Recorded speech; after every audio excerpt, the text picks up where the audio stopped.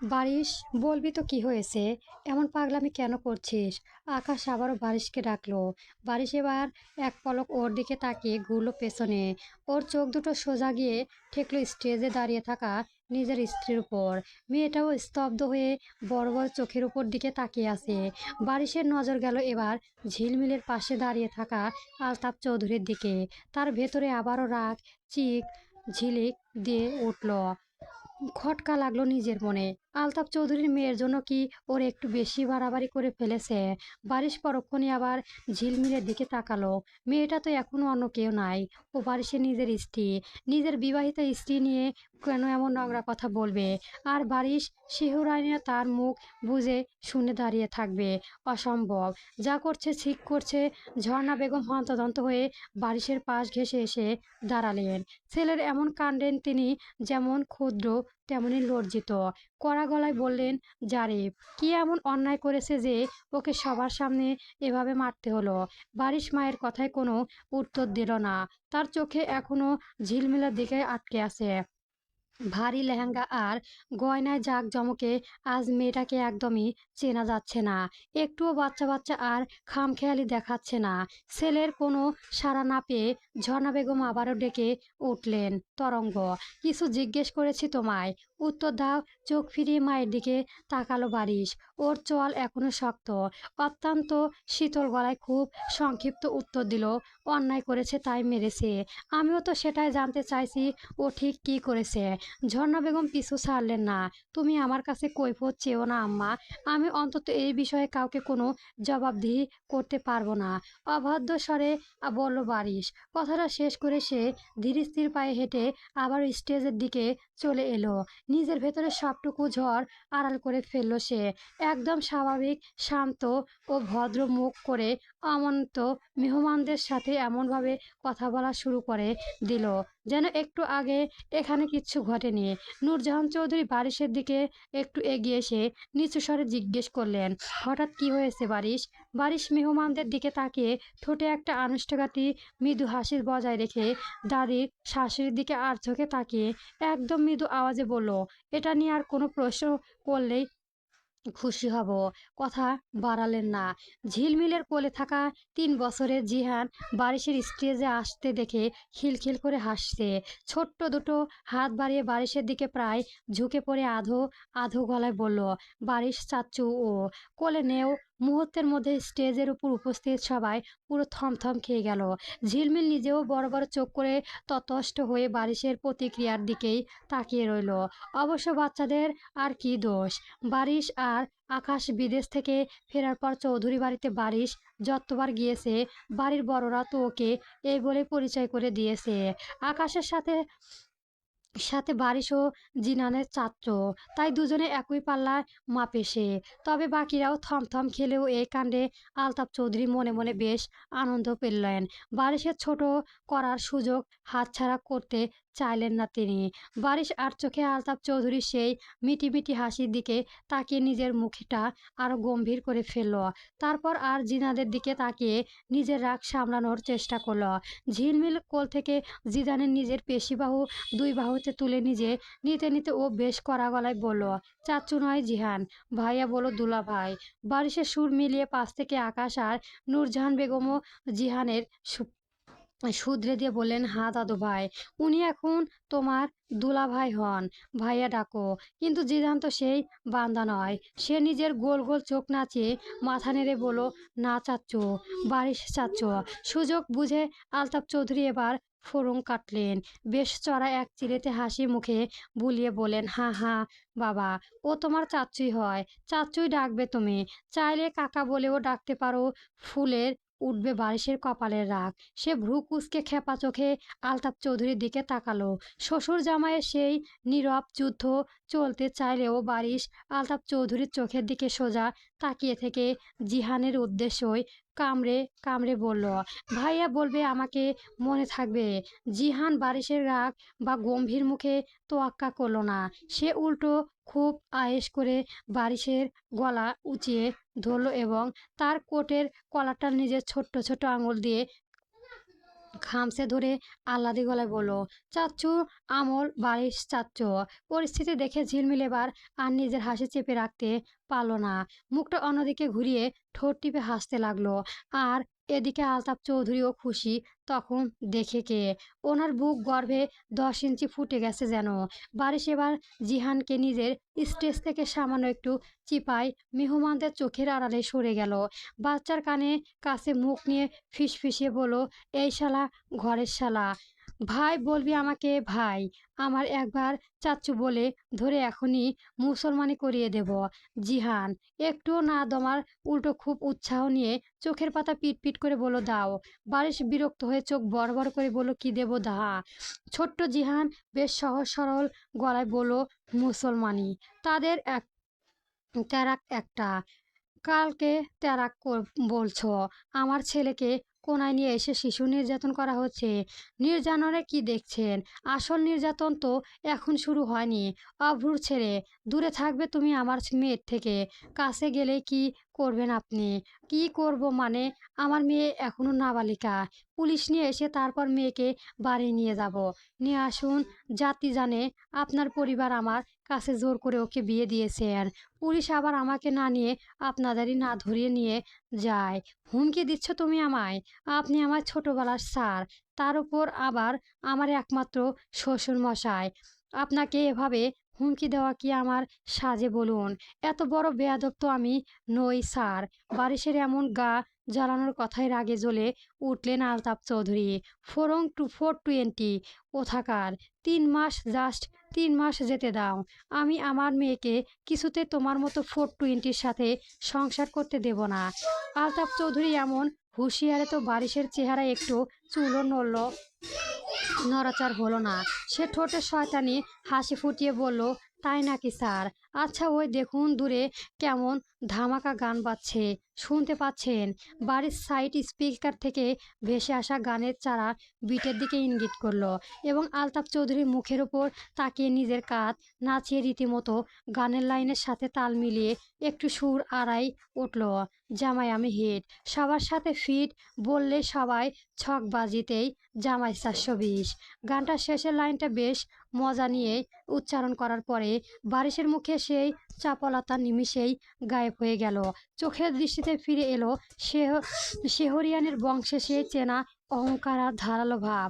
আলতাপ চৌধুরীর চোখের দিকে সোজা তাকিয়ে অত্যন্ত চ্যালেঞ্জিং গলায় ও যোগ করলো, দেখা যাক স্যার, শেষ পর্যন্ত কে যেতে। বয়স গিয়ে বেস্ট করুন। আমি একটু বইয়ের কাছে যাই। বারিশ জিহানের কোলে নিয়ে এসে বসলো। ওদিকে ঝিলমিল মনের সুখে লাউড স্পিকারে বাজতে থাকা গানটার উপভোগ করছে। গানের তালে তালে মিটিয়ে নিজের নিজের ওনায় খুঁট আঙুল জড়াতে জড়াতে ফিসফিস করে গাইছে, দুষ্ট ছেলে জামাই সেজে দেখে আমায় উকি দিয়ে, দেখি তোমায় লাজুক চোখে আছো তুমি এমন জুড়ে। গানটা গাইতে গাইতে ঝিলমিলের ঠোঁটের মিষ্টি আনমরা হাসি ফুটে উঠল। অবচেতনে মনে সে পাশে বসা লোকটার দিকে তাকালো, আর তাকাতেই বুকের ভেতরে সবটুকু রোমান্টিক অনুভূতি ভ্যানিশ হয়ে গেল। হাসিটা ঠোঁটে জমে পাথর। চোখের সামনে বসে থাকা লোকটার বারিশ, বারিশ চাচ্চু। এটাকে সে কিভাবে জামাই ভাববে? কান্না পায় ঝিলমিলের। এত এত ফ্রেন্ড তার, অথচ ইরান ছাড়া কেউ নেই। কত শত রঙিন স্বপ্ন ছিল তার নিজের বিয়ে নিয়ে, নাচবে গাইবে, বান্ধবদের নিয়ে হই হুল্লোড় করবে, অথচ জীবনের সবচেয়ে স্পেশাল দিনে সে কিনা এই হিটলারের পাশে পুতুলের মতো সেজে বসে আছে। ঝিলমিলের ইচ্ছে করলো এখনই এই সব ছুঁড়ে ফেলে দিয়ে চিৎকার করে কেঁদে উঠতে, সব ওই জিরাফের জিরাফের জন্য। নইলে সে জীবনেও দাদিমার কথায় রাজি হতো না। ঝর্ণা বেগম নূরজাহান চৌধুরীর কাছে এসে দাঁড়ালেন। যে মানুষটাকে এতদিন আপা বলে ডেকে এসেছেন, আজ তাকে অন্য কোনো সম্পর্কে ডাকতে গিয়েও ওনার গলা আটকাছে। ভেতরে চাপা ক্ষোভ উগরে দিয়ে ঝর্ণা বেগম বললেন, তুমি কিভাবে এমন একটা কাজ করতে পারলে? নূরজাহান চৌধুরী নিজের শাড়ির আঁচলটা ঠিক করতে করতে অত্যন্ত ঠান্ডা গলায় বললেন, কি করেছি আমি? আমি তোমার মেয়েকে চেয়েছিলাম, নাতিকে নয়। কোথায় আমার ছেলের বউ হওয়ার কথা ছিল, আমার ম্যাচিওর মেয়েটা, আর তুমি তার জায়গায় বসিয়ে দিলে এইটুকু একটা বাচ্চাকে। নূরজাহান চৌধুরী বললেন, তখন ওই পরিস্থিতি চৌধুরী বংশের সম্মান রক্ষা করাই আমাদের একমাত্র কাজ ছিল। বিয়ে ভাঙলে আমাদের সাথে সাথে শেহরিয়াদের মুখও পুড়ত। তা তো তুমি ভালো করেই জানো। তাই বলে তুমি পুরো সম্পর্কটাই এভাবে ওলটপালট করে দেবে? বছরের পর বছর ধরে যে প্রতিবেশী সুবল একটা সুন্দর সম্পর্ক আমাদের দুই পরিবারের মধ্যে রয়েছে, তাই এক পলকে তুমি এভাবে বদলে ফেললে। এখন তো আমি তোমাকে ঠিক মতো ডাকতেও পারছি না। কি বলবে বলে ডাকবো তোমায়? নূরজাহান চৌধুরী একটা দীর্ঘশ্বাস ফেলে অন্যদিকে মুখ ঘুরিয়ে নিলেন। এসব ঘেটে এখন আর কোনো লাভ নেই। যা হওয়ার তা হয়ে গেছে, কিচ্ছু হয়ে যায়নি। আমি এই বিয়ে, এই গোঁজামিল দেওয়ার সম্পর্ক মোটেও মানি না। এই বিয়ের অনুষ্ঠান মিটতে দাও। আমি খুব দ্রুত ওদের ডিভোর্স ব্যবস্থা করব। আমার ছেলের এই খামখেয়ালি মেয়ের সাথে সংসার করতে দেব না আমি। নূরজাহান চৌধুরী ঠোঁটের করে একটু রহস্যময় হাসি ফুটিয়ে উঠল। তিনি বারিশের জেদি আর একরেখা স্বভাবটা খুব ভালো করে লক্ষ্য করেছে। তিনি ঝর্ণা বেগমের চোখের দিকে তাকিয়ে সোজাসুজি বলল, ডিভোর্স করাবে? বেশ তো করাও। আমার নাতিকে নিয়ে ভেবো না, আগে নিজের ছেলেকে মানাও। তোমার ছেলে যদি এই ডিভোর্সে রাজি হয় তবে করিও ডিভোর্স।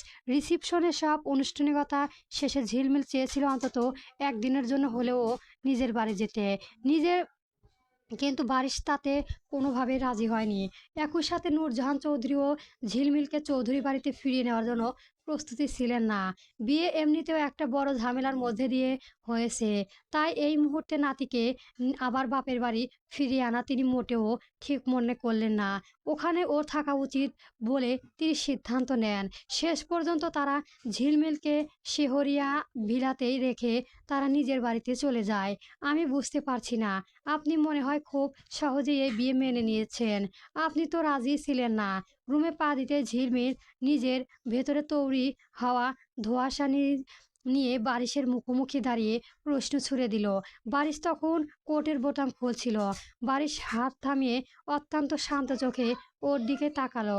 বলল, না মানবো কিছুই নেই। আর তুমি তো সব মেনে নিয়ে বিয়ে করেছো। আগে থেকেই পছন্দ করতে নাকি আমায়? ঝিলমিল তড়িৎ গতিতে মুখ কুঁচকে তীব্র আকম্মতই জানিয়ে বলল, প্রশ্নই আসে না। আমি জারিফকে জ্বালানোর জন্যই রাজি হয়েছি। কি বলে? বারিশের চোখের চাহনি এক পলকেই উধাও হয়ে গেল। জিভ কাটল মেয়েটা। আমতা আমতা করে বলল, না না মানে? বারিশ ওর বলল, না না মানে? ওদিকে এক কদম করে এগোতে এগোতে বলো, বলো আমায় বিয়ে করতে এত সহজে কেন রাজি হলে? কেন আবার? দাদিমা আদেশ ছিল। বারিশকে এত কাছে আসতে দেখে ঝিলমিল ঘাবড়ে গিয়ে পেছাতে লাগলো। তুমি যে কত বাধ্য মেয়ে তা খুব ভালোভাবে জানা আছে। ও প্রতিটা পদক্ষেপের সাথে দূরত্ব কমিয়ে আনলো বারিশ। বলো, কেন রাজি হলে? ঝিলমিল পেছাতে পেছাতে এক পর্যায়ে ধপ করে গিয়ে আকালো বিছানার পাশে। কিন্তু বারিশের এগিয়ে আসা থামলো না। সে ঝিলমিলের ওপর সামান্য ঝুঁকে আস্তে ঝিলমিল আরো পিছিয়ে গেল, যতক্ষণ না বিছানায় কাঠের চওড়া হেডবোর্ডের সাথে ওর পিঠে একদম ঠেলে গেল। আর পেছনে যাওয়ার কোনো রাস্তা নেই। লোকটার শরীর পুরুষালীর পারফিউমের সুবাসে আর ওর এত ঘনিষ্ঠ উপস্থিত ঝিলমিলের ভেতরে অস্বস্তি আর বন্ধ করা অনুভূতি তৈরি করলো। সে নিজেকে অস্বস্তি থেকে বাঁচাতে নিজের নরম দুটো হাত বাড়িয়ে বারিশের চওড়া বুকে হালকা ধাক্কা মারার চেষ্টা করে মরিয়া হয়ে বলতে চাইলো, চাচ্চু বিশ্বাস করুন। কিন্তু কথাটা শেষ হওয়ার আগেই বারিশ খপ করে ওর দুটো হাত একসাথে নিজের এক হাতের মুঠোয় বন্দি করে ফেললো। মেয়েটা চমকে উঠে ওর দিকে তাকাতে বারিশের সেই ধারালো গম্ভীর চোখ দুটো খুব নিরিবিলিভাবে দেখলো ঝিলমিলের কাজল মাখানো ডাগর চোখ, নাক, কাঁপতে থাকা লাল ঠোঁট আর গহনার মোড়ানো ফর্সা গলা, বিয়ের লেহেঙ্গা জড়ানো এখনো। সে ঝিলমিলের চোখে চোখ রেখে অত্যন্ত মৃদু আওয়াজে বলল, হুশ, এই মুখে আর একটা বার চাচ্চু ডাক শুনলে তোমার বাচ্চা বাবা হওয়ার প্রসবের খুব শীঘ্রই শুরু করব আমি। তীরের মতো গিয়ে বিঁধল ঝিলমিলের বুকে। লজ্জায় ভয়ে আর এক অদ্ভুত শিহরণে ওর বুকে আর পেট একসাথে মোচড় দিয়ে উঠল। ওর জীবনেও ভাবেনি মানুষের মুখ থেকে এমন কোনো কথা শুনবে। সে নিজের স্বামী, সে নিঃশক্ত আর অমানীয় চোখের দিকে তাকিয়ে অবচেতনেই লজ্জার চোখ সরিয়ে বিড়বিড় করলো, এগুলো কেমন কথা? ছি, আপনি আমার হাজবেন্ড, আমি তোমার হাজবেন্ড। ঝিলমিল মুখ ফসকে উল্টোপাল্টা কিছু একটা বলে ফেলার আগেই বারিশ ওর চোয়ালটা আলতো করে চেপে ধরে শব্দটা শুধরে দিল। মেয়েটা আর একটাও শব্দ উচ্চারণ করার সাহস পেল না। সে স্তব্ধ হয়ে বড় বড় চোখ চুপচাপ লোকটার দিকে তাকিয়ে রইল। বারিশ ওর চোখের দিকে চয়ে শেষবারের মতো করে বলল, আমাকে খারাপ হতে বাধ্য করো না। মাথায় থাকবে কি বলেছি।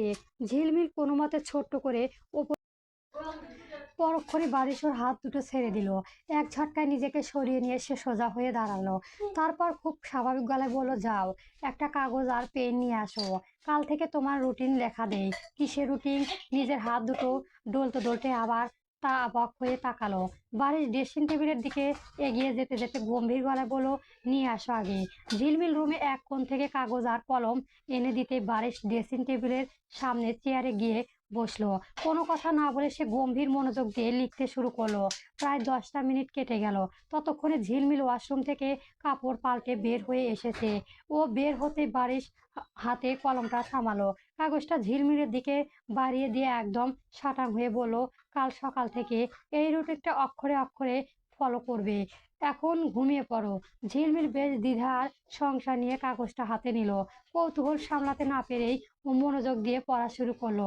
আর যত যত এগোতে লাগলো ওর চোখ দুটো বিস্ময়ে তত বড় বড় হতে লাগলো। ঠোঁট দুটো আপনা আপনি হাঁ হয়ে গেল। শখ হয়ে সে ধপ করে বিছানার উপর বসে পড়লো। নিজের চোখকে বিশ্বাস করতে না পেরেও প্রথম থেকেই আবার রিডিং পড়তে লাগলো। রাতের খাবার বানিয়ে, খাবার খেয়ে সোজা বিছানায় যাওয়া, রুটিনের নিচে আরো কি কি কঠিন নিয়ম কারণ লেখা ছিল। তারপর আর ধৈর্য ঝিলমিলের আর থাকলো না। ওর আগে ফুঁসতে ফুঁসতে গলাটা বিছানায় আছড়ে মেরে বলল, মানে কি এসবের? আমি এগুলো করব না। মানে, আপনার এই বিশাল বাড়িতে রাঁধুনি আছে, স্টেপ আছে, কাপড় ধোয়ার জন্য ওয়াশিং মেশিন আছে, তাহলে আমি কেন এসব করতে যাব? হ্যাঁ? বারিশ অত্যন্ত নির্লিপ্ত গলায় বলল, সকালেই তোমাকে বলেছিলাম আমার এখানে থাকতে হলে আমার সব হুকুম মেনে চলতেই হবে। তুমি নিজেও মাথা নেড়ে রাজি হয়েছো। এখন যদি এগুলো তোমার নিয়মে না কুলায় তবে স্পষ্ট বলে দাও, আমি এখনই তোমায় বাপের বাড়ি রেখে আসছি। বারিশের এই আলটিমেটামের ঝিলমিল একদম দমে গেল। সে তখনও বুঝতে পারেনি ওই একটা আস্ত জল্লাদের পাল্লায় পড়েছে। আর তার হুকুমগুলো এমন ভয়ঙ্কর হবে যে মেয়ে নিজে এক গ্লাস পানি নিজে ঢেলে খায় না, সে নাকি এই জল জ্বলন্ত খাম্বার জন্য ভোরবেলায় উঠে রান্না করতে যাবে। নিজের একটা চওড়া ওড়নাও কোনোদিন কসলায়নি সেই মেয়ে, সে এখন এই লোকের গায়ের ঘামে ভেজা কোট শার্ট ধোবে। ভাবতে ও গা রিরি করে উঠল। ঝিলমিল সোজা হয়ে দাঁড়িয়ে জেদি গলায় বলল, আমি এগুলো একটাও পারবো না। ব্যাস, বারিশের মুখে ভাব এক সেকেন্ডও বদলে গেল। সে এক ঝটকায় দ্রুত এগিয়ে এসে ঝিলমিলের হাতটা শক্ত করে চেপে ধরল। টেনে দরজার দিকে নিয়ে যেতে যেতে বলল, তবে চলো এখনই চৌধুরী ভিলাতে রেখে আসি।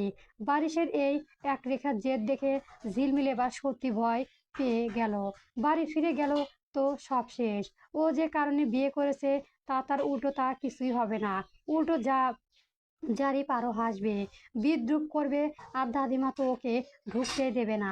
ঝিলমিল ছিটকে নিজের হাতটা সারানোর চেষ্টা করে বলল, না, আমি যাব না। তাহলে চুপচাপ যা বলছি চোখ কান বন্ধ রেখে পালন করো। বারিশের গলার স্বর বরফের মতো ঠান্ডা। কান্নায় টইটুম্বর হয়ে উঠল মেয়েটার চোখ দুটো। কম্বিত গলায় অত্যন্ত অসহায়ভাবে বলল, আপনি কেন আমার সঙ্গে এমন করছেন? আমি কেন এগুলো করব বলুন তো? আমি ওগুলো একটা কাজও পারি না। প্লিজ, পড়ালেখা বাদে বাকি সব রুটিন কেটে দিন। বাড়ি ওই এই কান্না ভেজা মুখে দিকে এক পলক তাকায়, কিন্তু তার মনে বিন্দুমাত্র দয়া হলো না। সে নিজের হাত ঘড়ির দিকে তাকিয়ে বলল, ঘুমিয়ে পড়ো, কালকে ভোর থেকে অনেক কাজ করতে হবে তোমায়, এনার্জি বাঁচাও। কথাটা শেষ করে বারিশ বেডসাইড ল্যাম্পের সুইচ অফ করে দিল। এক নিমিষে ঘুটঘুটে অন্ধকার ডুবে গেল পুরো রুম। তারপর খাটের একপাশে গিয়ে নিশ্চিন্তে শুয়ে পড়ল। ঝিলমিল সেই অন্ধকারের মাঝেই বিছানায় স্তব্ধ হয়ে বসে রইল। ওর এক হাতে তখনও সেই রুটিনের কাগজটা ধরা। অন্ধকারের মাঝে কাগজটা দেখা না গেলেও ওটা প্রতি শব্দই মিলিয়ে মনে হচ্ছে তার স্বাধীনতা, তার এক একটা মরণ কামড়। সে চাইলে এক মুহূর্তে চলে যেতে পারতো, কিন্তু জারিফ তো ওর সাথে অন্যায় করেছে। এভাবে অর্ধেক পথ ছেড়ে চলে গেলে জারিফ ওকে আরো জঘন্য কথা শোনাবে। 2 মাস আগেও তার জীবনে কত সুন্দর ছিল, ভাবতে ওর বুকটা ভেঙে আসছে কান্নায়। তখন না ছিল জারিফের মেঘের সে গাঢ় অন্ধকারের বিকালে আলোটুকু স্নান হয়ে চারপাশটাকে সন্ধ্যার মতো থমথমে দেখাচ্ছে। চৌধুরী ভিলায় এক কোণে ঝিলমিলের শোবার ঘরে জানালা। সেই জানালায় ঘেঁষে দাঁড়িয়ে থাকা ডালপালা ছড়ানো পেয়ারা গাছটায় বাতাসে মৃদু জ্বলছে। জানালায় রাখা ছোট স্নাইড বক্স থেকে ভেসে আসছে ঝিলমিলের ধারাতে গানের সুর। বৃষ্টি ছায়া ভেজা গাছের একপাশে একটি ডাল একটু পরপরই নেড়ে উঠেছে। ঠিক সেই মুহূর্তে চৌধুরী ভিলায় প্রাণ গেটের সামনে এসে দাঁড়ালো বারিশ। পরনে তার লাল রঙের হাটকাটা গেঞ্জি আর কালো প্যান্ট। গেট দিয়ে ঢুকেই তার চোখে গেল পেয়ারার গাছটার দিকে। এই সময় গাছের ওপর এটা কেন, সে একটু খুঁটিয়ে দেখার চেষ্টা করলো সে। তবে ওপরের ডালপালায় থাকা মানবটি কেবল পেছনের দিকটায় চোখে পড়লো। পরনে একটা সিল্কের কালারের টি শার্ট আর 4 কেয়ারের লেডিস জিন্স প্যান্ট। বারিশ আর অহেতুক কৌতূহল বাড়ালো না, তার নজর ওখান থেকে সরলো। মূলত মেহেরজকে ডাকতে তার এখানে আসা। তাই তো ধীরে পায়ে সদর দরজার দিকে এগিয়ে যেতে লাগলো। এদিকে ঝিলমিল তখন মহাব্যস্ত। ডালের মগজে থাকা এক লোভনীয় পেয়ারার পড়ার জন্য সে বেশ কিছুক্ষণ ধরে কসরত করেছে। ঘরের জানালায় গলে এসে গাইছে চড়তে সে। বাড়ির কেউ যদি তার এই বারান্দার একেবারে দেখে ফেলে, তবে একটা পেয়ারা ইতিমধ্যে কামড়ে ধরেছে ঠোঁটের মাঝে, আর হাত বাড়িয়ে অন্যটি ধরার আপ্রাণ চেষ্টা চালাচ্ছে। ঝিলমিলের বিরক্ত লাগলো, যে জিনিসটা লাগানের বাইরে থাকে সেটাই কেন এত সুন্দর দেখা যাচ্ছে। যেমন যেমন এই পেয়ারা অসম্ভব সুন্দর দেখতে, এত নিখুঁত আর টসটসে দেখতে। এটাকে আজ পেয়ে ঘরে না ফিরতেই পারলে রাতে ওর চোখে কিছুতেই ঘুম আসবে না। জেদ চেপে বসে মাথায় ঝিলমিলের এবার ডালের একদম শেষ প্রান্তে চলে এসেছে। ভারসাম্য বজায় রাখতে নিজের পায়ে দুটো বুড়ো আঙুলের ওপর সমস্ত ভর ছেড়ে দিল ও। শরীরটাকে যতটুকু সম্ভব প্রসারিত করে পেয়ারাটা ঝোলা বোটা হালকা ছুঁয়েও ফেলেছিল। কিন্তু ঠিক তখনই অঘটন ঘটল। পায়ের নিচে ভেজা ডালটা থেকে আচমকায় ফসকে গিয়ে ও দুটো পাই ভারসাম্য হারিয়ে ডালপালা ভেঙে সোজা নিচের দিকে পড়ে যেতে লাগলো সে। মুখে পেয়ারাটা শক্ত করে চেপে ধরে থাকা এই চরম বিপদেও গলা ফেটে কোনো চিৎকার বের হলো না। আসন্ন পরিণত কথা ভেবে মেয়েটা তীব্র আতঙ্কে নিজের চোখ দুটো খিচে বন্ধ করে ফেললো। মেয়েটা পড়ে গিয়ে মরেও গেল তো গেলেই, তবে হাত পা ভেঙে যতটুকু অক্ষত থাকবে বাকিটা ওর মা ভাঙবে। কিন্তু মাটিতে আছাড় খাওয়ার সেই ব্যথাটা ঝিলমিলের শরীরে অনুভূতি হলো না। শূন্য ভাসতে ভাসতে আকম্পিতভাবে শক্ত আর প্রচণ্ড বলিষ্ঠ কোনো অস্তিত্বের মাঝে সে থমকে গেল। পতন ঠেকাতে অবচেতনে ও দুটি হাত গিয়ে জড়িয়ে ধরলো কারো চওড়া কাঁধ। শূন্য ঝুলতে থাকা পা দুটো ছিটকে গিয়ে স্বয়ংক্রিয়ভাবে বেষ্টন করে নিল কারো শক্ত কোমর। হঠাৎ নিজেকে এমন নিরাপদ আশ্রয়ে আবিষ্কার করে বন্ধ চোখের মাঝে ভ্রু কুঁচকে উঠল কিশোরী। হাতের নিচে নরম মাটি বা গাছের ডালের বদলে অন্য কিছু একটা টের পেয়ে ওর ছুঁয়ে দেখার চেষ্টা করলো সে। আঙুলের স্পষ্ট মনে হলো কোনো মানুষের চওড়া বুক এটা। স্বয়ং নিজে অবশেষে নিজের চোখ মেলে তাকালো ঝিলমিল। তাকাতেই বিস্ময়ে ওর চোখ দুটো চরগাছা হয়ে গেল। চোখের সামনে তা অত্যন্ত সুদর্শন যুবক, যার তীক্ষ্ণ চোখ ভেজা স্থির হয়ে আছে ঝিলমিলের ওপর। ঝিলমিলের মুখ করা ধরা সেই পেয়ারাটা অন্য অপ্রান্তির যুবকের ঠোঁটে স্পর্শ করে আছে। যুবকের ভেজা চুলগুলো থেকে দু এক ফোঁটা জল কপাল বয়ে গড়িয়ে পড়েছে নিচে। মেয়েটাকে ওভাবে বোকার মতো তাকিয়ে থাকতে দেখে যুবকটি নিজের মুখ বাড়িয়ে ঝিলমিলের ঠোঁটে ফাঁকে থাকা পেয়ারাটা নিজের মুখে নিয়ে এক ঝটকায় ওর ছুটে ফেলে দিল অন্য পাশে। গম্ভীর গলায় সে সরাসরি প্রশ্ন ছুড়ে দিল, কে তুমি? পেয়ারা চুরি করেছিলে কেন এখানে? ঝিলমিল তখনও ঘোরের মধ্যে। যুবকটি প্রশ্ন শুনে সে ঝটপট ওখান থেকে নেমে যেতে চাইলো, কিন্তু তখনই খেয়াল করলো ওর দুপা তখনও ছেলেটার কোমরে শক্ত করে জড়িয়ে আছে। লজ্জায় আর আষ্টতায় লাল হয়ে সে ছটফট করে উঠল, সারণ নামতে দিন আমায়। যুবকটি ওকে ছাড়লো না, আরো শক্ত করে ধরে রেখেছে। বলো না, আগে বলো কে তুমি? চোর কোথাকার! নিজের বাড়িতে চোর অপবাদ শুনে ঝিলমিলের ভেতরে জেদ চওড়া দিয়ে উঠল। সে গলা উঁচিয়ে বলল, আমি চোর নই, এটা আমার পেয়ারা গাছ। যুবকটি ভ্রু কুঁচকে তাকালো। তোমার মানে? ঝিলমিল এবার গায়ের জোরে লোকটা কোল থেকে নিচে নেমে এলো। পুরো শরীর বৃষ্টি ছাতে ভিজে একাকার। টি শার্টটা শরীরের সাথে লেপ্টে যাওয়ায় সে একটা অস্বস্তিতে পড়ল। তাড়াহুড়ি করে দুহাত আড়াআড়িভাবে নিজের বুকের উপর ভাঁজ করে নিজেকে আড়াল করার চেষ্টা করে একটু ইতস্ত করে বলল, চাচ্চু আপনি হয়তো আমাকে চেনেন নাই। আমি ঝিলমিল, মেহেরাজ চাচ্চু ভাতিজি। তবে আমি আপনাকে চিনি। বারিশ, আপনি বারিশ তাই না? মানে বারিশ চাচ্চু। যুবকের মুখে গম্ভীর ভাবটা এক পলক বদলে গেল। চোখের দৃষ্টিতে এক অদ্ভুত জটিলতা ফুটিয়ে সে কিছু চওড়া সুরে জিজ্ঞেস করলো, তুমি কে? ঝিলমিল একটু বিরক্ত হয়ে ঠোঁট উল্টে বলল, বললাম তো আমি ঝিলমিল। তুমি আলতাফ চৌধুরীর মেয়ে। বারিশের গলায় এবার চরম বিস্ময়। সে খুব অবাক হয়ে উপর নিচ খুঁটিয়ে দেখলো সামনে দাঁড়িয়ে থাকা এই চঞ্চল কিশোরী। ঝিলমিল নিজের ভেজা চুলগুলো কানের পেছে গুঁজে দিয়ে বেশ বুক ফুলিয়ে জবাব করলো, হ্যাঁ। বাড়ির চোখের পলক ফেলে ভুলে গেল, কিন্তু নিজের ভেতরে অবাক ভাব সে বুঝে দিল না কিশোরীকে। তুমি না ছোট ছিলে, তো আমি কি এখন বুড়ো হয়ে গেছি? বেশ ঝেঁঝিয়ে উঠল, উঠে বলল ঝিলমিল। বারিশ আর কোনো জবাব দিল না। মুখে কিছু না বললেও তার গভীর চোখের দৃষ্টি তখনও এই মেয়েটার উপর স্থির হয়েই রইল। ঝিলমিল আর তাকে পাত্তা না দিয়ে হন হন করে ঘুরে মাটি ছিটকে পড়া পেয়ারাগুলো একে একে তুলে নিয়ে লাগলো। 4টে পেয়ারা 2 হাতে ভরে তুলে নিল। আরেকটি তুলে নিতেই অমনি হাতে ভারসাম্য হারিয়ে আগেগুলো টুকটাক করে নিচে পড়ে গেল। মেয়েটাকে বিরক্তি মিশে পুনরায় সেগুলো তুলতে যেতে বারিশগুলো কোল গলে আবারও ঘষে ওপরে ড্রপ খেলো। কোনোভাবে সে একসঙ্গে সবগুলো তুলতে পারছিল না। ঝিলমিলের কাণ্ড কারখানা বারিশ চুপচাপ দাঁড়িয়ে দেখছিল। এক পর্যায়ে সে ধীরে পায়ে এগিয়ে এসে নিজের বড় এক মুঠোতেই মাটিতে পড়ে থাকা সবকটা পেয়ারা অনায়াসে তুলে নিল। তারপর বেশ হুকুমের সুরে বলল, ভেতরে যাও, আমি এগুলো নিয়ে যাচ্ছি। ঝিলমিল তড়িৎ গতিতে মাথা ডানে বামে নাড়িয়ে সোজা বারণ করে দিল, ও আপনি যান, আমি ওকে দিয়ে ভেতরে যাব না। ভ্রু জোড়া ফেলে গম্ভীর গলায় জানতে চাইল, বারিশ কে?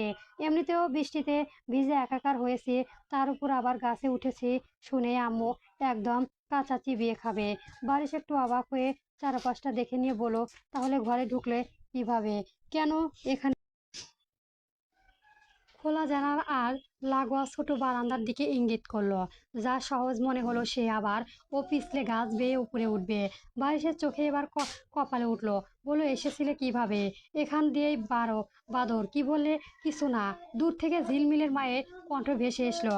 ঝিলমিল তড়িং করে পেয়ারার গাছের দিকে যেতে চাইলো, তবে বারিশ ওর টি শার্টের পেছনের অংশ টেনে ধরে বলল, চুপচাপ মেইন দরজা দিয়ে বাসায় ঢুকবে, চলো আমার সাথে। কথাটা বলেই সে ঝিলমিলের প্রায় একদম টেনে হিঁচড়ে সদর দরজার দিকে নিয়ে যেতে থাকে। ঝিলমিল রেগে মেগে চেঁচাতে গিয়ে ও মায়ের ভয়ে মুখ খুলতে পারে না। গলার স্বর যতটা সম্ভব নামিয়ে ফুঁসতে ফুঁসতে বলতে থাকে, আরে ছাড়ুন। কি বলেছেন কি? হাতটা ছাড়ুন বলছি। কিন্তু ওই পাথরের মতো শক্ত হাতে গিট থেকে নিজেকে মুক্ত করার সাধ্য ওর ছিল না। আলটিমেটলি চৌধুরী ভিলার মেইন গেট দিয়ে বারিশ ওকে ভেতরে নিয়ে প্রবেশ করলো। চৌধুরী ভিলার লিভিং রুমে তখন বিকেলে চায়ের বেশ একটা জাঁকজমাট আমেজ। সবাইকে চা নাস্তা পরিবেশন করে নাজমা বেগম সিঁড়ির গোঙায় দাঁড়িয়ে ওপরের ঘরের দিকে তাকিয়ে মেয়েকে ডাকছিলেন। তখনই সদর দরজার দিকে চোখ পড়ে আলতাফ চৌধুরীর। মেয়েকে ওই অবস্থায় দেখে তিনি সোফায় বসেই হাঁক ছাড়েন, ও তো ঝিলমিল। কিন্তু পরক্ষণে যখন ঝিলমিলের পেছন থেকে ভেজা শরীরের বারিশ ড্রয়িং রুমে পা রাখে, আলতাফ চৌধুরীর মুখে চায়ের চুমুকটা গলায় আটকে যায়। তিনি মারাত্মক বিষয় খেয়ে খাসতে খাসতে সোফায় ছেড়ে দাঁড়িয়ে পড়ে। বারিশ অত্যন্ত স্বাভাবিক ভঙ্গিতে এগিয়ে আস্তে আস্তে ঠোঁটের কোণে বাঁকা হাসি ফুটিয়ে বলেন, কি হলো স্যার, চা কি বেশি গরম? আলতাফ চৌধুরী কোনো মতে কাশি সামলে নিজের রুক্ষস্বরে জিজ্ঞেস করলো, তুমি এখানে এই অসময়ে এখানে আসতে হলে কি আপনাকে আলাদাভাবে ভিসা, পাসপোর্ট আর অ্যাপয়েন্টমেন্ট নিয়ে আসতে হবে স্যার? বারিশের এই চটজলদি জবাবে আলতাফ চৌধুরী আরও বিরক্ত হন। ঠিক তখনই নূরজাহান চৌধুরী চায়ের কাপটা টেবিলে নামিয়ে রেখে উঠে আসেন। পরম স্নেহ বারিশের চিবুক ছুঁয়ে আদর করে বলেন, ঠিক তো বলেছেন। এখানে আসতে আবার ওর অসময় কিসের? এটা তো ওর নিজেরও বাড়ি। হ্যাঁ, নিজের বাড়ি তো। তাই নিজের বাড়ি হলেও তো বাংলাদেশে প্লেন থেকে পা রাখা মাত্রই এক দৌড়ে চলে আসার কথা। আসলে তো পুরো 2 দিন পর। নাজমা বেগম মৃদু অনুযোগের সুরে কথাগুলো বললেন। বারিশ আর মেহরাজ 2 দিন আগেই কানাডা থেকে পড়াশোনা শেষ করে 7 বছর পর দেশে ফিরেছেন। একই দেশে একই ইউনিভার্সিটি পাঠ চুকিয়ে নিজের দেশের মাটিতে ফেরা তাদের। বারিশ নাজমা বেগমের দিকে তাকিয়ে কিছুটা বিনয়ের সাথে উত্তর দেয়, না আসলে লং জার্নির পর একটু রেস্ট নেওয়া খুব প্রয়োজন ছিল, তাই আসা হয়নি।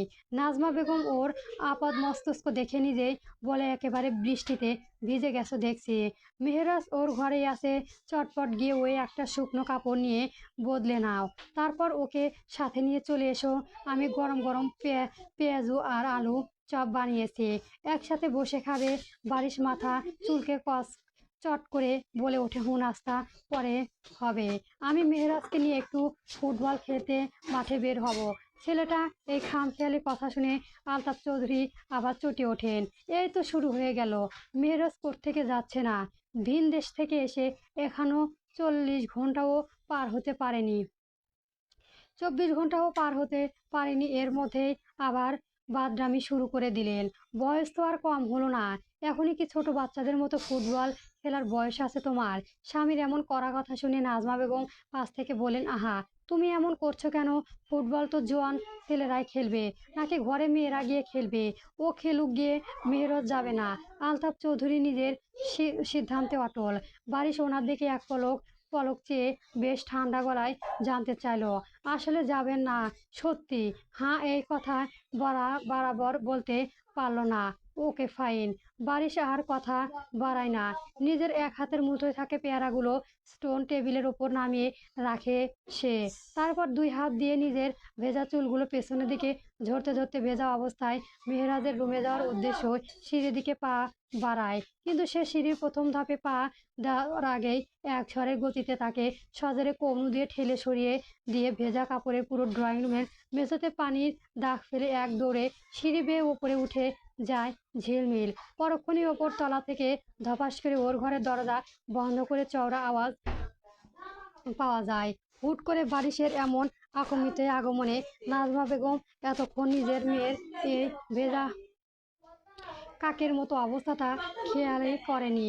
লিভিং রুমের বাকি সবার সাথে বারিশও কয়েক সেকেন্ডের জন্য স্তব্ধ হয়ে ওপরে তাকিয়ে থাকে। ঝিলমিলের এই বন কাণ্ড দেখে বিস্ময়ে ঘরে কাঁপতে নাজমা বেগম বলে ওঠে, আরে ও না নিজের রুমে ছিল। বারিশ সিঁড়ি দিয়ে উপরে উঠতে উঠতে পেছন থেকে তাকিয়ে অত্যন্ত নিরাসক্ত গলায় জবাব দেয়, পেয়ারা গাছ থেকে ব্যাস এইটুকুই। বারিশ মেহরাজের ঘরের ভেতরে অদৃশ্য হতে নিচে লিভিং রুমে শুরু হয়ে যায় ঝিলমিলের মায়ের অবিরাম রেডিওর মতো বক বক বকাঝকা সুর। বাড়ির শেষ পর্যন্ত আলতাফ চৌধুরী কড়া নিষেধ উঁচিয়ে দিয়ে মেহরাজকে সাথে নিয়ে মাঠের দিকে রওনা দেয়। আলতাফ চৌধুরী ড্রয়িং রুমে সোফায় বসে অগ্নি দৃষ্টিতে তাকিয়ে থাকলেও ওনার সামনে দিয়ে 2 বন্ধু বেরিয়ে পড়ে। ঝিলমিল বকা খাওয়ার ভয়ে ওপরে নিজ ঘরে খিচ এটে এটে বসে থাকে। একদম রাতে খাবার ডাক পড়ার পর সে প্রথম নিচে নামার সিদ্ধান্ত নেয়, তবে সোজা ডাইনিংয়ে পা না গিয়ে শুয়ে পা বাড়ায় তার ফুপি দিঘির ঘরের দিকে। দিঘি তখন নিজের পড়ার টেবিলের সামনে বসে ল্যাপটপে কি একটা জরুরি কাজ করতে ব্যস্ত। ঝিলমিলের ঘরে ঢুকতেই ফুপির বেডের পাশে রাখা সাইড টেবিলের ড্রয়ার থেকে চকলেটের বক্স থেকে একটা চকলেট বের করে মুখ পুড়তে পুড়তে বেশ আয়েশ করে বলে ওঠে, তোমার জামাই তো চলে এসেছে ফুপি। দিঘির ল্যাপটপে স্ক্রিন থেকে চোখ না সরিয়ে ভ্রু কুচকে জিজ্ঞেস করে, আমার জামাই মানে কি হাজিবাজি বকছিস? ওই যে বারিশ চাচু। ঝিলমিল চকলেটের খোলাসা ডাস্টবিনে ফেলতে ফেলতে চোখ নাচালো। দিঘি এবার ল্যাপটপ থেকে পুরোপুরি মনোযোগ সরিয়ে দিয়ে ঝিলমিলের দিকে ঘুরে বসে কিছুটা বিরক্ত আর অবাক হয়ে বলে, বারিশ ভাই আবার আমার জামাই হতে যাবে কেন? তোর কি মাথা খারাপ হয়েছে? ও মা, তুমি এখনো কিচ্ছু জানো না? ঝিলমিল দিঘির একদম কাছে গিয়ে এসে ফিস ফিস করে বলে, ঝর্ণা দাদি তো কালকেই আমাদের বাসায় এসে আমার দাদিমার সাথে কথা পাকা করে গেছে, মানে তোমাদের দুজনের বিয়ের কথা। কথাটা শুনে দিঘি ফর্সা মুখটা এক নিমিষেই গম্ভীর হয়ে ওঠে। এক নিমেষে গম্ভীর হয়ে ওঠে। সে তীব্র বিস্ময় নিয়ে ঝিলমিলের দিকে তাকিয়ে জানতে চায়, মাথা খারাপ হয়েছে তোর? এসব তোকে কে বললো? সত্যি বলেছে ফুপি, আমি নিজের কানে শুনেছি। তোমার সাথে কি আমি এসব ফাজলামো করতে যাব? দিঘির মনের ভেতর অদ্ভুত তোলপাড় শুরু হয়েছে। সে নিজের ভেতরে উদ্ঘট চেপে রেখে ধীরে গলায় জিজ্ঞেস করে, মা কি বলেছে এই ব্যাপারে? দাদিমা তো খুব খুশি, মানে উনি এক পায়ে রাজি। বলতে গেলে আব্বুর বাদে পরিবারের সবাই এই বিয়েতে রাজি। ঝিলমিল চকলেটের সাথে উপভোগ করতে করতে পুরো ভেতরে খবর ফাঁস করে দেয়। ভাতিজির মুখের মায়ের সম্মতির কথা শুনে দিঘির কপালের চিন্তায় ভাঁজ আরো স্পষ্ট হয়ে ওঠে। সে আনমনে বিড়বিড় করে বলে, কিন্তু আমি? তুমি কি ফুপি? কৌতূহলী চোখে ফুপির মুখের দিকে তাকিয়ে ঝিলমিল। দিঘির নিজের মুখ হয়ে কথাটা বলতে গিয়েও মাঝপথে আটকে যায়। চট করে নিজের সামনে নিয়ে সে চুপ হয়ে যায়, কারণ এই বাচাল মেয়েটার পেটে কোনো কথা হজম হয় না। এখন যদি নিজের মনে আসল কথাটা এর সামনে একবার মুখ ফুঁসে বলে ফেলে, তবে এই মেয়ে এক দৌড়ে গিয়ে দাদিমার কানে সব হু হু করে তুলে দেবে। কিছু না, যা এখন এখান থেকে, নিজের চাকটা তেলে দে, চরকার তেল দে। দিঘি বেশ কড়া গলায় ভাতিজিকে তাড়িয়ে দেওয়ার চেষ্টা করে। ঝিলমিল নাচরবান্দা ফুপির হাত ধরে টানতে টানতে বলে, তুমিও চলো না ফুপি, একসাথে নিচে গিয়ে রাতের খাবারটা খাবো। দিঘি সন্ধিহারা চোখে তাকিয়ে জোর করার ভঙ্গিতে বলে, আজ হঠাৎ এত তেল মারছিস কেন আমায়? নির্ঘাত কোনো আকাম কুকাম করে এসেছিস তাই না? ঝিলমিল দাঁত কেলিয়ে চুরির দায় স্বীকার করার মতো করে বলে, আহা চলো না, আম্মা যদি মারতে আসে তুমি একটু বাঁচিয়ে দিও। চলো এবার। দিঘিকে সঙ্গে নিয়ে শেষমেশে নিচে ড্রয়িং রুমে স্টেজে আসে ঝিলমিল। নিচে পা রাখতে দিঘির বুকের ভেতরটা আচমকাই ধপ করে ওঠে। খাবার টেবিলে চৌধুরী বাড়ির সবার সঙ্গে স্বয়ং বারিশও উপস্থিত। ফুটবল খেলে শেষে মেহেরজি ওকে জোর করে ধরে এনে ডাইনিং টেবিলে বসিয়েছে। দুই বন্ধু মিলে কোনো কিছুই নিয়ে কথা বলেছে আর খাচ্ছে। দিঘি হুট করে সামনে দেখে বাড়ির বেশ সহজ গলায় বলে উঠল, কি রে, কেমন আছিস? দিঘি নিজের ভেতরে আশ্বাসটুকু আড়াল করে আমতা আমতা করে জবাব দেয়, ভালো, তুমি কেমন আছো? ভালো। বারিশের সংক্ষিপ্ত উত্তর। ঝিলমিল আর দীর্ঘ দুজনে গিয়ে টেবিলের খালি আসন দুটোই বসে পড়ে। একে একে পরিবারের বাকি সবাই ডাইনিংয়ে এসে নিজ নিজ জায়গায় বসে। টেবিলের চামচ প্লেট টুংটাং শব্দের সাথে টুংটাক শব্দ চলতে থাকে। নাজমা বেগম হঠাৎ পিছন থেকে এসে ঝিলমিলের কানটা হালকা মোচড় দিয়ে রাগান্বিত স্বরে বলে, এবার আমি ওই পেয়ারা গাছটা কাটবো, তোকে কিছু বলবো না। আম্মা, সব সামনে এই ডাইনির মতো চিল্লাপাল্লা করে কেন বলো তো? একদম মুখে মুখে তর্ক করবি না, চুপচাপ খা এখন। নাজমা বেগম প্লেটে ভাত বেড়ে দিতে দিতে ধমক দেয়। এতক্ষণে শান্ত থাকা আলতাফ চৌধুরী এবার মেয়ের দিকে তাকিয়ে একটু হেসে বলে, এসএসসিতে তো কোনো মতন টেনে টেনে পাস করেছ। এইচএসসিতে শুরু থেকেই কিন্তু একদম মন দিয়ে প্রিপারেশন নিতে হবে। যে এবার যদি A+ না আসে, আমি কিন্তু তোমার ওপর খুব রেগে যাব, বলে রাখলাম। ঝিলমিল ভাতের লোকমা মুখে পুরে বেশ তাচ্ছিল্য সুরে বলে, আগে কলেজে ভর্তি তো হয়ে নিয়ে যাবো, একদম ফাটিয়ে প্রিপারেশন নেব। দেখো, তুমি পাশে বসা মেয়েরও ঝিলমিলের কাছে জানতে চায় সে কোন কলেজে ভর্তি হওয়ার ইচ্ছুক। ঝিলমিল বেশ চটপটে ভঙ্গিতে শহরে নাম নাম করা একটা কলেজে নাম উল্লেখ করে। চুপচাপ খেতে থাকা বারিশের ক্ষণিকক্ষণের জন্য হাতের লোকমা মুখের কাছে নিয়ে স্তব্ধ হয়। খাওয়া থামিয়ে সে গম্ভীর কোনো ভাবনায় ডুবিয়ে পড়ে। তার এই ভাবনাটা দেখে মেহেরজ ডেকে ওঠে, কি হলো দোস্ত, থামলি কেন? আবার খাবো না, বাসায় ফিরে যেতে হবে, বলে বাড়ির সবাইকে অবাক করে দিয়ে চেয়ার ছেড়ে সোজা দাঁড়িয়ে পকেট থেকে টিস্যু বের করে হাত মুছতে মুছতে সে ডাইনিং রুম থেকে বের হয়ে যায়। ওর এই হুটহাট চলে যাওয়া টেবিলে বসা সবাই কাউকে কথা বলার সুযোগ গিয়ে দেয় না। বাড়ির সদর দরজার দিকে বের হতে চৌধুরী ভিলায় প্রবেশ করা তাহসান মেহেরাজ ওকে দরজার কাছে দেখতে পেয়ে চওড়া গলায় ডেকে এহেন জোর করে খাবার টেবিলে বসিয়ে দেয়। তাহসান অবশ্য প্রথমে বসতে বেশ ইতস্ত করেছিল, কিন্তু মেহেরজের নাছোড়বান্দা যোদের কাছে শেষেমেশে তাকে হারান মানাতে হয়। দিঘি তাহসানকে টেবিলে বসতে দেখে চোখ সারো করে জিজ্ঞেস করে, তুমি আজ এসব দেরিতে আসলে যে? তাহসান বেশ ভদ্রতার সাথে মাথা নিচু করে উত্তর দেয়, জি ম্যাম, অফিসে আজ কাজের চাপ একটু বেশি ছিল, তাই লেট হয়ে গেছে। তাহসানের মুখে এমন যান্ত্রিক কথাবার্তা শুনে দিঘির মুখটা এমন হলো যেন খুব বিরক্ত হলো তাহসানের কথায়। সে আবারও মনোযোগ দিল খেতে থাকে। শিহরণের ভিলাতে এসে বারিশ নিজের পরিবারের সবার সঙ্গে পুনরায় খেতে বসেছেন।